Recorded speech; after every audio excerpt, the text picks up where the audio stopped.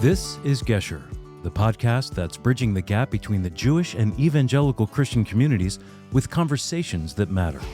Here's your host, Ty Perry, with the Friends of Israel Gospel Ministry. Hey everyone, welcome to this episode of Gesher. As you know, on October 7th, the state of Israel was attacked. More than 1,400 Israelis, most of them civilians, were killed by Hamas, the Islamic terrorist organization that governs the Gaza Strip. And I've wanted to feature voices who are responding to what happened there. And as I was thinking about who to interview, it didn't take me long at all to come up with the name of our guest today. Rabbi Felipe Goodman is senior rabbi at the historic Temple Beth Shalom in Las Vegas, Nevada, a post he's held since 1998. Not only is he a rabbi, he's an advocate for the Jewish people, he's an activist for the Jewish state, and he's my friend. Felipe, welcome back to Gesher. Thank you, Ty. It's great to be with you. I miss you. I miss you too, Felipe. We have to get together for some falafel soon. I want to begin by asking you what your reaction was when you first heard the news coming out of Israel. I know you have many contacts, family and friends over in Israel. What was your response? So let me just tell you first how I heard, because how I heard fits into my response. We had just finished Friday night services, and I was walking out of the synagogue. Somebody said to me, Rabbi, I think there's a war in Israel. I said, what, a war? Yeah, there's a lot of rockets. So, there's always rockets. Unfortunately, we've gotten used to this. So I get home, and I said, how could there be war? So I turned on my TV, which I don't usually do on a Friday night. I have Israeli TV, so I turned on my TV. I switched to channel 12, Israeli channel 12. And I started looking at images of white pickup trucks in the city of Zerot with Hamas terrorists shooting around. And these are live images from cell phones. So people are just like sending into the offices of Channel 12 in Tel Aviv. Not only that, but I start hearing people calling the newscast, telling them that the terrorists are 2 houses away from me. They're shooting everybody. And at first, you don't know what's going on. You don't know how to react to this, Ty, because this doesn't happen in Israel. Right? The question is not how can this happen? Because we know these brutal animals are capable of doing whatever they are going to do. The question is, how did Israel not know? I thought watching a science fiction movie, a friend of mine told me that the TV show Fauda had come up with an idea of a Hamas invasion to Israel. And they discarded the idea because they thought it was too extreme and nobody was going to watch it. Yes. Exactly what happened. So it felt just like 9/11. Right? This cannot be happening. How can this be happening? Are those really planes? Seriously, it's exactly how it felt. It was horrible. Now, one of the things I think a lot of, maybe some of my listeners, especially non-Jewish people, don't necessarily grasp is how profoundly this impacts not only Israelis, but Jewish people worldwide throughout the diaspora. Can you speak to that? How is it that an attack that happens thousands of miles away strikes at the heart of every Jewish person, wherever they may be?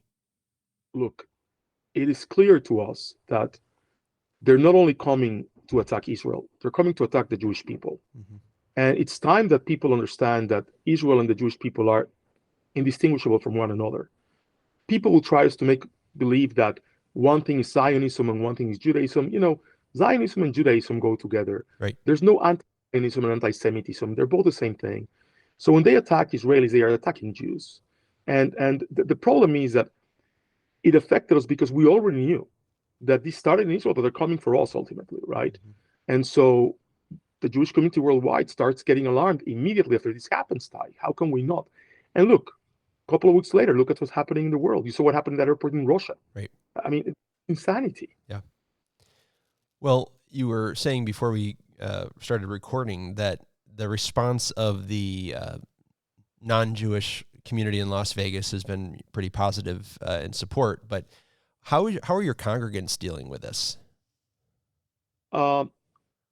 There's 2 ways in which people are reacting right now. There's no indifferent people. Okay, either people are scared, and they're scared for their children that are in college campuses, which is a very legitimate fear, by the way, because these super liberal colleges in the United States are doing absolutely nothing. And by the way, when I use the word super liberal, you understand, I am not a conservative myself, right? I know that very well, right? I'm kind of like in the center, right?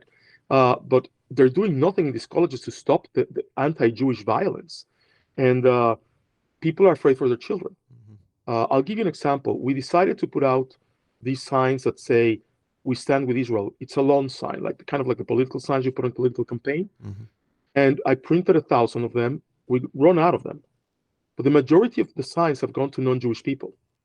Pastor Josh Tice asked me for 400 signs for his congregation. A good and friend I still of have ours. printing more. They're delivering them to me tomorrow. So it's been really crazy. Right? And of course, there's the other side, right? There are Jews who are proud. We're all proud. Right. But there are Jews like me who say, I'm not going to be afraid. 1930 was a time to be afraid. Right now, we know what happens if we show fear. So not only are we not going to show fear, we're going to show that we can defend ourselves and that they're not going to cower us down with their threats, and not only their threats, but their actions. Well, let's talk about the world's response to this, because at first there seemed to be pretty much universal condemnation of the attack, which was surprising. What was not surprising is that there was a reversal on that very quickly, and many leading voices in politics and media and academia are now trying to make excuses for Hamas by saying, we keep hearing, these attacks did not happen in a vacuum, or violent responses or justified acts to oppression. I know it's unthinkable for us, but what kind of a worldview do people who can say those things, what kind of worldview do they have? So I want to refer you and your listeners to a book that was published a couple of years ago by Dara Horn, who ironically teaches at Harvard. And the book is called People Love Dead Jews. It's an excellent book, horrible title, right. But yeah. Here's the thing, right? As long as Jews are dying, as long as Jews are the ones that are being murdered relentlessly and violently and cowardly, the people love the Jews. The moment we stand up for ourselves and defend ourselves, they take a step back, right? Because they love us when we're the underdogs. They love us when our blood is on the ground, but they don't love us when we say, hey, we're going to defend ourselves. Right. They've never liked that. And when you read that book, you'll get a complete understanding of how this goes. Yep. That's exactly the feeling, right? The moment we stand up for ourselves, people just don't like it. I know that you could write volumes of books in answer to this next question, but with those who are saying, they're saying that this is a genocide, or that it's in response to genocide, occupation. Can you just, for people who are completely uneducated about Israel, can you give a thumbnail answer to those charges? Of course. So I had a congregant who sent me an email after I spoke about this. He said to me, Rabbi, you cannot respond to a war crime with another war crime, implying that Israel is committing a war crime in responding to the Palestinians, Hamas. And my answer was very simple, right? Last year I was in Hiroshima, in Japan, and I went to the Peace Compound, the Peace Museum. They have its beautiful place. And when you go through it, you really get a sense of how time stood still for these people. But the other thing you get a sense of is that they did nothing to deserve this. When you go through that memorial, it is like America just dropped this bomb out of the blue, okay, that they never saw it coming. They never murdered anybody. They never tortured anyone. So this is what happens, Ty, right?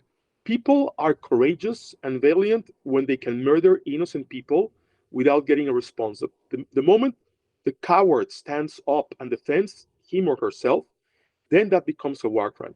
It is not a war crime. Sometimes you have to go to war. It is like the book of Ecclesiastes says, right?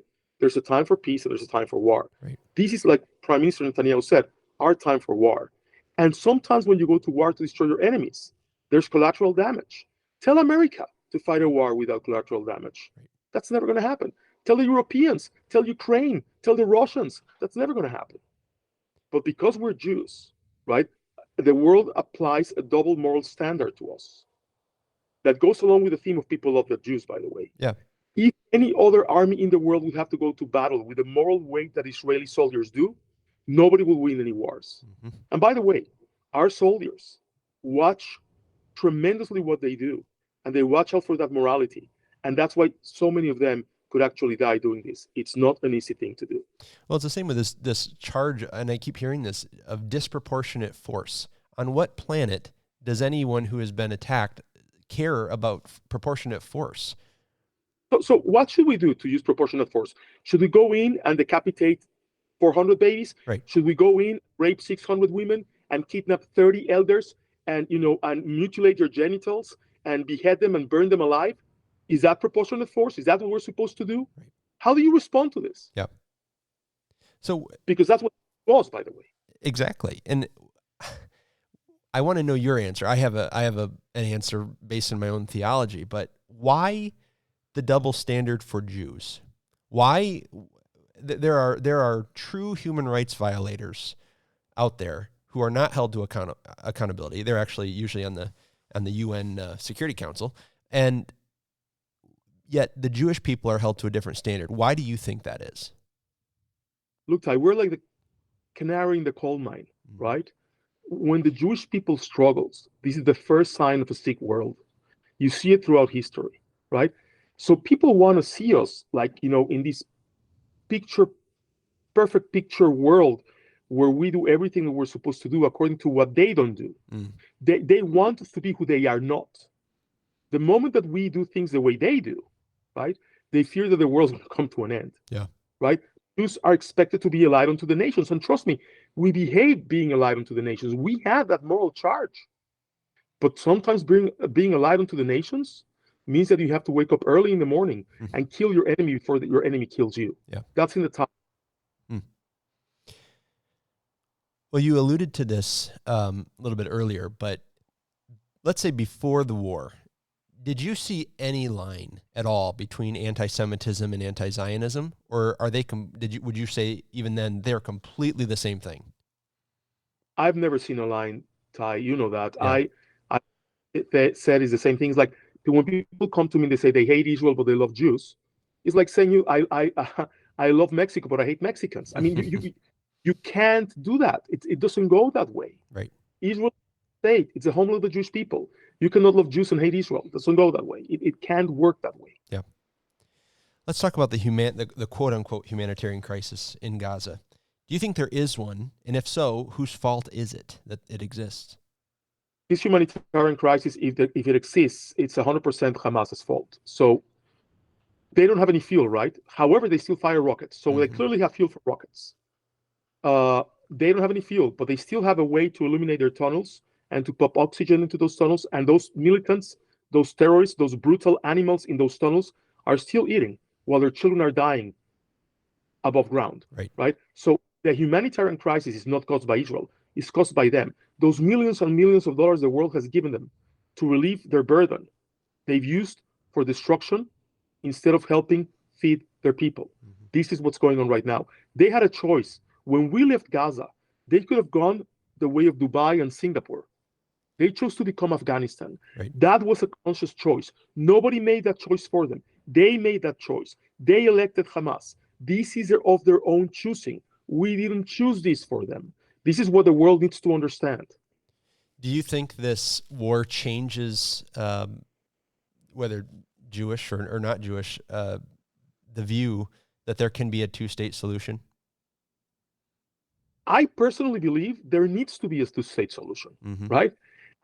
I believe they need to be on the other side of us and never come close to us again. They need to stay in their state. We stay in our state. By the way, that's what was happening in Gaza, right? That they govern themselves. Right. So this is a war between two states. I mean, clearly they don't have an army. They have a terrorist organization, right? But this is what we tried. But there's no way they can live with us. They need their own state, 100%. They need to be separated from us. Yeah. And it should be noted, Hamas is not a dictatorship. They were elected by the people. Correct. So they were elected. I think a lot of people don't understand that when given the opportunity to elect their own governance, it's to elect Hamas terrorists. And by the way, when I say two states, look, if they can demonstrate to us that they're peaceful, that they want progress, that they want prosperity, of course they can come to the border. Of course we can cooperate with each other. Sure. But you want to have a murderer next door and like go murder alone every day, hoping they don't shoot you? Right. Which is essentially what Israel has had to do for decades. Right? I mean, I don't want our soldiers in there. Nobody does. Right. Look, Golda Meir said once that the thing that she resents the most about the Palestinians and the Arabs is not that they kill our children, but that they make us kill theirs. Right? This is a very heavy thing. Yeah. I can send my children to war. I can tell my children, look, it's a righteous war. We have to defend ourselves. But to see my kids pull the trigger to shoot another human being, that's unforgivable. Yeah. That's a burden I have to live with for the rest of my life. We don't enjoy this time. Nobody enjoys this. Right. You've been politically active for a long time, particularly as it concerns Israel, lobbying, I would say bipartisan lobbying for Israel. President Biden and most American political officials on both sides of the aisle have come out with statements in support of Israel to varying degrees of strength, but they have come out in support of Israel, denounced Hamas. Do you think these statements have teeth? In other words, are they just words, or are they going to be backed up by tangible support long term? I think they're going to be backed up by tangible support. I really believe we have tremendous friends on both sides of the aisle. I think that America understands that it's not only about friendship, right? Hamas is like the Islamic State. They're coming for the Western world.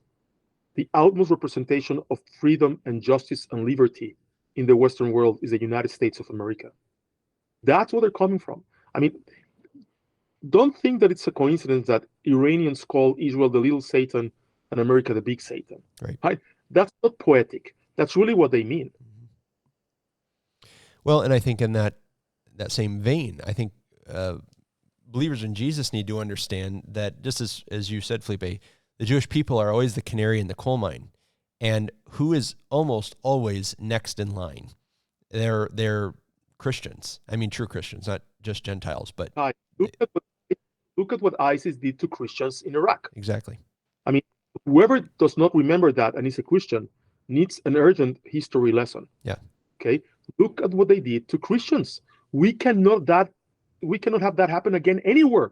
Not to Christians, not to anyone else. These people are murderers. And I'm not saying that all Muslims are like that at all. But this manifestation of radical Islam needs to go. It needs to go. I want to talk just about one other point, and this is regarding non-Jewish support of Israel. You said things have been pretty good in Las Vegas, but you, I know, and your rabbinic colleagues there in Vegas are involved in interfaith work. You have been for a number of years.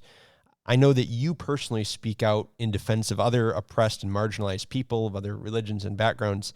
Have you received the same kind of support from your non-Jewish religious colleagues? I have to tell you, at the beginning of this whole thing, there was a tremendous amount of silence, except from the evangelical community. And a couple of, believe it or not, Catholic high-ranking officials, I don't know even what to call them, they also responded pretty well to this. Oh, good. But I'll tell you what's not cool. Do you remember the shooting of the mosque in New Zealand? Yes. There was a shooting in New Zealand. And I remember vividly, me and Rabbi Bradley Tectila and Pastor Josh Tice, we just jumped and went to the mosque in Las Vegas. I remember that. Stood there in a service with them. When Hamas came into Israel and they decapitated our babies and they burned our people, do you know how many Muslims called me to ask me how I was doing? 0. Incredible. And the same thing that happened after 9/11. And I want Americans to remember that. Nobody was able to condemn it. People were not dancing up and enjoying the street, right? But they were not condemning it. Yeah. And people who are peace-loving need to learn to condemn this immediately. Immediately. The only Arab nation that outright condemned Hamas was the United Arab Emirates, which is a product of the Abraham Accords, by the way. Right. Well, Felipe, one final question here, and that is, a lot of my listeners are evangelical Christians. They don't need to be convinced to support Israel. What do you say to them? What can they do? They're praying, and I would say not just praying. Praying is probably the most important thing anyone can do. But aside from praying, do you have any tangible steps they could take to demonstrate support for Israel and support for the Jewish communities wherever they may live? Yes. First of all, I'll tell you something that happened to me last Sunday. I went to services at Southern Hills Church, and Josh invited me, and it really did a lot for my soul to be there with him and to see his community pray for Israel. So prayers are tremendous. But another thing that happened, all of his, churchgoers, they all put up signs that said, "We support Israel." Many of them, I started a campaign to raise funds for ambulances in Israel for the Israeli Red Star of David. And many of his members are not Jewish, of course, are sending us donations for those ambulances. So there's always an opportunity to help support Israel in this very, very trying time. Every city has a congregation or a federation doing some fundraising for something very important in Israel right now. Help them. It's super important. You'll feel better too. Yeah. Well, Felipe, it's always a pleasure to speak with you. I'm sorry we have to speak on these terms, given what's happening in Israel. But thank you for taking the time to talk with me. I know you know it, but it bears repeating that we at the Friends of Israel, and I speak on behalf of many evangelical Christians, we stand with you and your people unconditionally, and we're so proud to do that. So I'm Yisrael Chai. I'm Israel Chai. Thank you, Ty. God bless you, man. Thank you.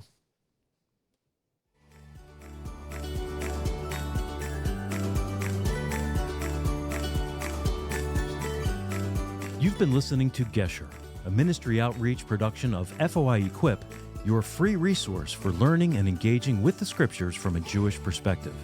To learn more, visit foiequip.org. And for more information about Ty, visit foi.org/Perry. Until next time, may the Lord bless you and keep you. Shalom.